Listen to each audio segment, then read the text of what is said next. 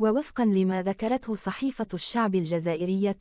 أن النادي الأهلي يسير بشكل جيد في الوقت الحالي فيما يخص التفاوض مع زين الدين بلعيد، وبات قريبا للغاية من حسم الصفقة لصالحه خلال الفترة المقبلة وضمان التعاقد معه، خاصة وأن نادي اتحاد العاصمة منفتح على انتقال اللاعب إلى صفوف المارد الأحمر، والمفاوضات تسير بشكل جيد.